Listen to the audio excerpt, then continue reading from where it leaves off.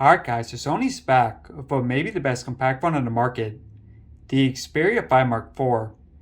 Now on paper this corrects most of the issues I had with the previous Xperia 5 Mark III, which is still an excellent phone by the way, but it also could be too hot to handle if the overheating rumors are true.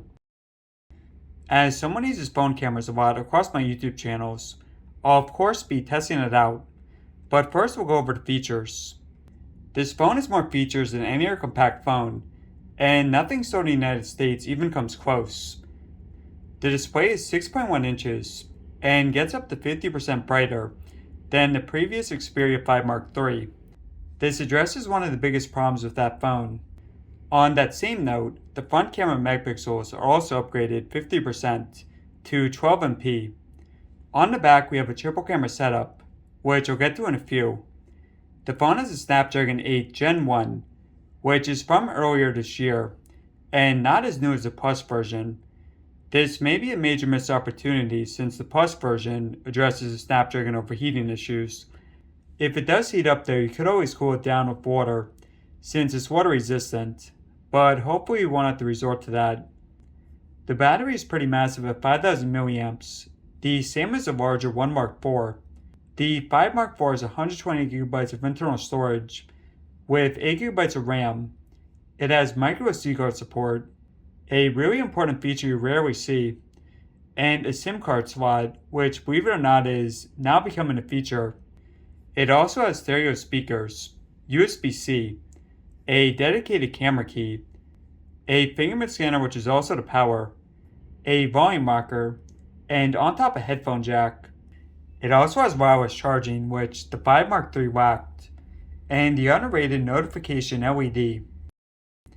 One of the worst things about the Xperia 5 Mark III was it took 9 months, a full pregnancy, to actually launch after it was announced.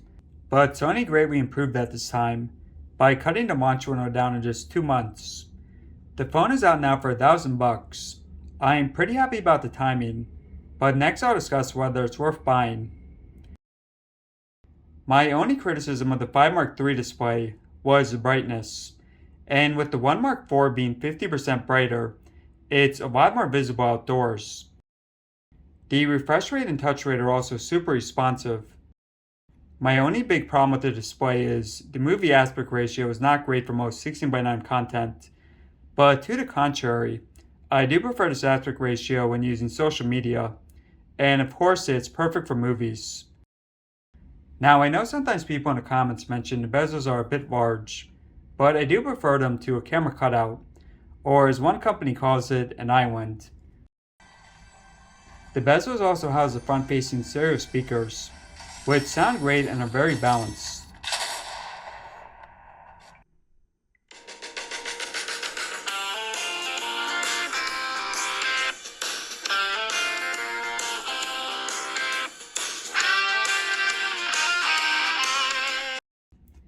The front camera is also massively improved over the 5 Mark III, and once again another one of my biggest criticisms was addressed.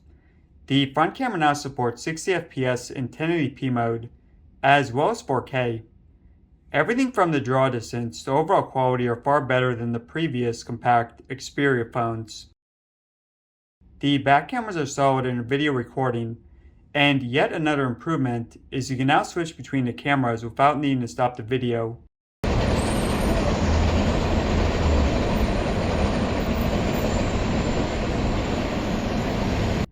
Now for the overheating tests. As mentioned, I do record a lot of videos across my channels on YouTube, and also on other platforms, and I'll often have the camera running for up to an hour. Now, unfortunately the Xperia 1 Mark IV too often shuts the camera down due to overheating, even after multiple software updates. This is by far the worst thing about that phone, which overall is still one of my favorites. We're going to do a side-by-side camera test here in 1080p 60 FPS mode, and just see how long they last before shutting down.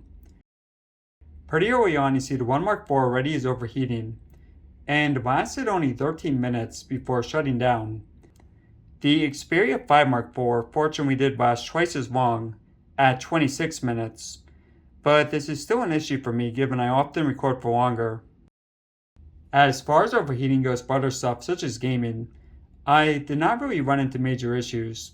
Granted, I don't game for super long sessions, and it sometimes did get warm, but never uncomfortably so. Games do run very smoothly, as this is of course a high-end chipset, though the phone would have benefited some from the newest Snapdragon. Also, because the phone does not have as much RAM as the One Mark IV, it does not have as strong multitasking. The battery is amongst the best of any phone I've used, and although the battery size is the same as the One Mark IV, the battery on the 5 Mark IV is better due to the smaller screen and lower resolution. Battery is something I've always considered to be one of the most important things for a phone, and that's especially true after you own it for a couple years and it starts to diminish. The fingerprint scanner also tends to work better than the in-display fingerprint scanners, and the placement is ideal. The UI remains one of my favorites for any phone. The best thing about this phone is it has every hardware feature you could hope for, such as water resistance and the new wireless charging mode. Further, it has so many features that you're not going to find in other phones, such as the headphone jack and micro SD card support. At $1,000, it's much easier to recommend this phone than the $1,600 One Mark IV. This phone is a great example of a company addressing most of the problems with the prior models, and overall I definitely would recommend it, but only if you're okay with the camera overheating issues.